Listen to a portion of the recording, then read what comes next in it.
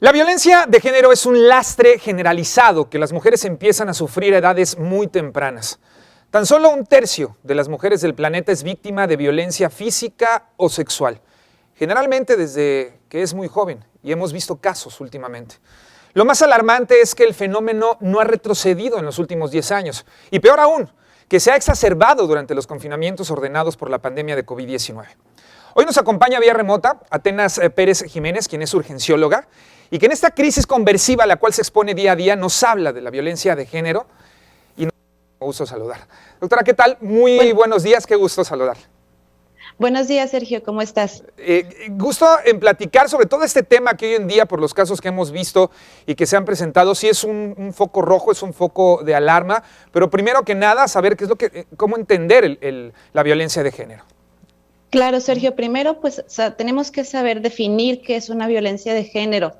La violencia de género, según la OMS, nos indica que es cualquier forma de controlar, tratar de ejercer control, alguna actitud pasiva o activa de menospreciar ya sea a la mujer o al hombre. En este caso, lamentablemente lo vemos muchísimo más de una actitud de hombre hacia mujer.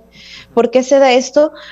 Hay varias razones. Tenemos números muy alarmantes, como tú dices, tenemos un foco rojo, un grandísimo foco rojo en nuestro país sobre la violencia de género. En los últimos 10 años, como bien lo decías, teníamos en 2000, según datos del INEGI, teníamos 43 de cada 100,000 habitantes tenían su violencia de género. Para el 2019, para las mismas fechas que estamos ahorita, teníamos ya un 55 de cada 100,000 habitantes. No se diga ahora en lo que estamos viviendo durante la pandemia, el confinamiento, factores de riesgo que nos generan estas conductas en las personas. Vamos. Sin duda alguna, sí, sobre todo el comportamiento y las conductas, y aquí vemos que hay un problema muy directo en la dinámica familiar, sobre todo de padres a hijos que no saben qué es lo que está sucediendo, porque al parecer o aparentemente podría ser una familia funcional, ¿sí?, o una relación funcional, y de repente hay reacciones que son inesperadas. Entonces, el problema, ¿dónde está o dónde radica? Lamentablemente es un problema que venimos arraigando desde tiempos ancestrales en nuestro país, en todo el mundo. Lamentablemente, América Latina es uno de los peores focos rojos de esta actitud. Podríamos llamarle, como comentábamos, de un género hacia otro más marcado machista, y tenemos diferentes factores de riesgo, desde trastornos de personalidad, infancias con maltrato, la celotipia, que es un trastorno psicológico ya bien definido por los expertos. Entonces, lamentablemente podemos llegar a tomar esas conductas en las relaciones de los hijos como sanas o como normales. Los hijos las empiezan a tomar. Es por eso que creemos nosotros como prestadores de salud que no alertamos, no se alerta a la familia realmente sobre el hecho de que no están teniendo una relación sana los hijos o las personas que nosotros conocemos. Sí. Atenas, tú en el área en el que tú te desarrollas como urgencióloga hay un término que se llama crisis conversiva. Ustedes están muy de lleno y sobre todo de manera directa con todas aquellas personas que llegan en una crisis desatada, por así decirlo, de conflicto, que hasta los golpes se llegan a presentar hasta en el área en el que tú te desarrollas, ¿no? ¿Cómo afrontan esta situación y cómo los pueden llevar por un mejor camino a esas personas que se encuentran en este tipo de crisis? Mira, nosotros tenemos protocolos ya establecidos, en cada hospital tiene su protocolo establecido para este tipo de crisis, para tratar a la paciente o al paciente, en dado caso de que sea un hombre el que esté sufriendo esto, para atenderlo de manera inicial.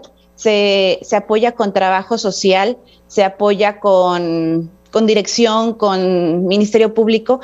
Nuestro principal apoyo como personal de salud es brindarle acompañamiento, hacerle sentir a la víctima y que sepa que no está sola, siempre sin menoscabar sus derechos humanitarios.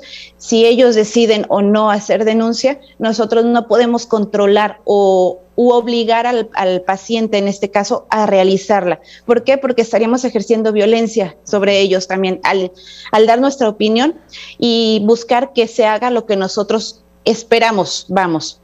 Claro. Nuestro principal motivo es y vaya, nuestra función es el acompañamiento hacia ellos y que puedan continuar su proceso de manera segura, no sentirse con el miedo de volver a ser agredidas. Doctora, ¿cómo podríamos detectar en este caso desde casa, si es que no tenemos acceso inmediato con los profesionales de la salud, en este caso desde casa y en el núcleo familiar, este tipo de síntomas, si es que alguien los está presentando en la familia, ya sean los hijos, algún integrante? Yo sugiero y recomiendo que estemos muy alertas, sobre todo a los cambios de actitud. Todos tenemos cambios de actitud, desde decir, ya no me arreglo, estoy con el novio o con la novia, pero mi conducta cambió, ya no soy la misma persona que era antes, me empiezo a descuidar en mi imagen personal, empiezas a notar cambios hasta como de depresión en la persona, duerme de más, no quiere salir, se aísla de sus amigos, se aísla de su misma familia.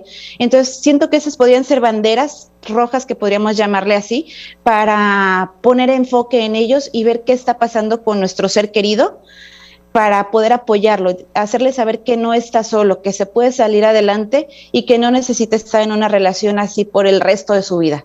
Sí, a veces muchos de los hijos se basan en los ejemplos, entonces creo que también habría que poner muchísima atención cómo nos estamos comportando como padres de familia y cuál es el ejemplo que estamos dando, ¿no cree?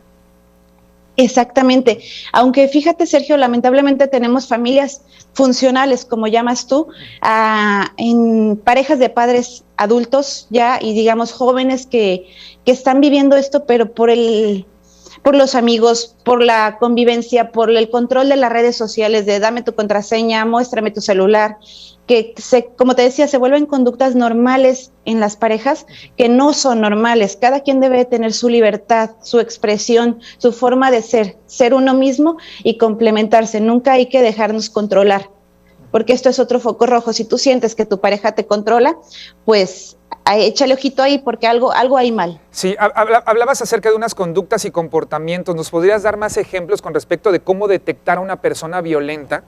Y más si es algún integrante de la familia, porque luego no queremos ver eso cuando alguien se encuentra dentro de la familia y es violento por naturaleza. Exactamente. Mira, tenemos trastornos de personalidad, simplemente podemos empezar a identificarlos probablemente desde niños, que se molestan con la más pequeña actitud que no les gusta. De repente quizá podrían ser personas que son muy berrinchudas, que si no se hace lo que ellos quieren como la persona lo desea, se molestan y llegan hasta hacer berrinche, digamos, como adultos, a molestarse de una manera exaltante, de más de lo normal. Esto podría ser algo. En jóvenes está dando, como te decía, mucho el préstame tu celular, o pásame tu contraseña, o no salgas con tus amigos, o si no sales conmigo, no sales con nadie. Si vas con tu familia, por ejemplo, digamos en personas que ya viven juntas, si vas con tu familia te acompaño yo porque quizá me estás poniendo el cuerno. Son conductas que, como te digo, de repente las toman normales las parejas, y sobre todo de jóvenes, que se vuelven exhaustivas para ellos, y llega un punto en el que podríamos llamarlo punto de no retorno, en el que ya no saben cómo alejarse de esa situación. Perfecto. Doctora Atenas Pérez Jiménez, urgencióloga, muchísimas gracias por acompañarnos y por permitirnos conectarnos en esta plática. Muy buenos días. Muchísimas gracias a ti, Sergio, y a tu auditorio. Saludos y buen día. Muchas gracias, buen día. Es una realidad que no disponemos, sin duda alguna, de una vacuna para ponerle freno a todo esto. Solo podemos hacerle frente si los gobiernos, las comunidades y las personas adoptan medidas y las integran plenamente con el fin de cambiar actitudes perjudiciales, mejorar, por supuesto, el acceso a las oportunidades y los servicios también para mujeres y también las niñas, y fomentar las relaciones saludables y de respeto mutuo.